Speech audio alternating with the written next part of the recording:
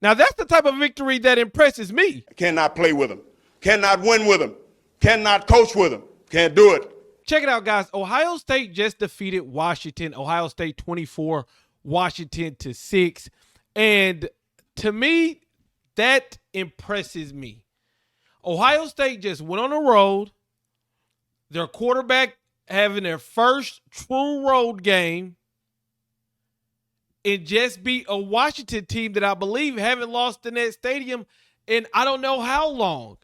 And what impressed me is the patience in the line of scrimmage, right? So first of all, you got Julian saying when you watch the game, it wasn't like he was throwing it all over the field. It wasn't Carnell Tate goes deep, Jeremiah Smith goes deep. No, 22 of 28, 200 yards, 2 touchdowns. Most importantly, no interceptions. And when you're able to do that and you're able to hand the ball off to Bo Jackson, CJ Donaldson, and you are basically helping out your defense, because what we saw is that this defense is going to do what they did last year. And that is, okay, if you're able to move the ball on us, once you get into the red zone, we're not going to let you get 7. In Washington, especially at the beginning of the game, they got down there, but you know, the fake field goal, the settling for threes, and that is what really impressed me. When you're coming into these games, it's easy to get out there and say, I got Jeremiah Smith, I got Carnell Tate, let's just throw bombs. But no, being patient, your offensive line not allowing a sack most of the game, I think towards the end, your D-line very disciplined and not letting Desmond Williams break you off. He hit a couple spin moves, hit a couple quick moves, but they were disciplined in their rush lanes. And at the end of the game, when they got some distance on the scoreboard, the D-line was ready to eat, and they were able to really pressure Desmond Williams Jr. and get at them. This game didn't go at all how I thought it would go. I really thought the first quarter, Ohio State was going to run the ball. I knew that was going to happen because you don't want to get out there and say, Julian saying, go be a Heisman quarterback, right? I did not think for the game that they were going to run the ball and be as balanced. Bo Jackson, 17 carries. Donaldson, 9 carries. I did not see them able to really do that, and they leaned on that running game. And that O-line was making holes. And then, you know, when you're a defense and you know you got a Jeremiah Smith out there, but they run the ball, they run the ball, they run the ball, they run the ball. And then what happens right before the half? You run a screen. They end up throwing it to Jeremiah Smith. He ends up breaking it off.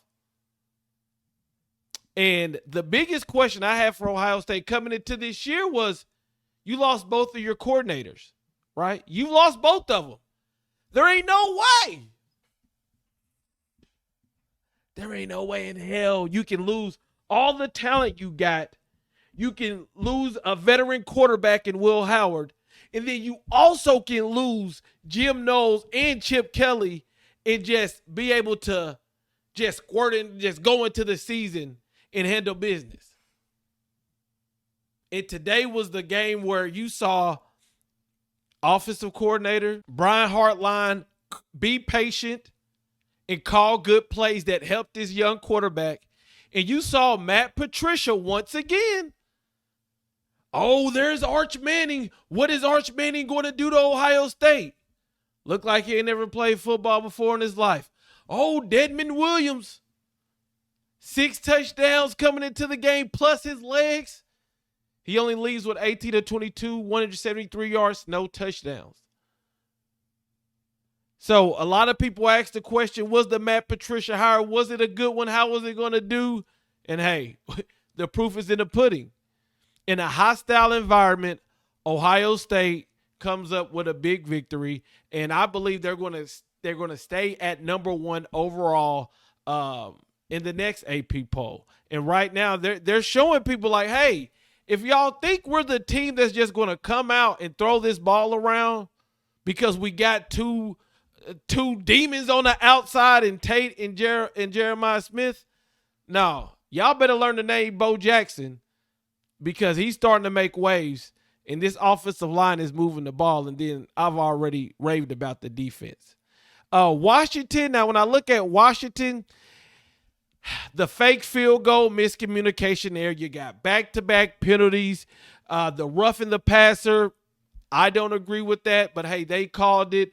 Washington just really, it seemed like they weren't ready for this game. When a lot of people thought them being at home, Jed Fish, he was going to have them ready.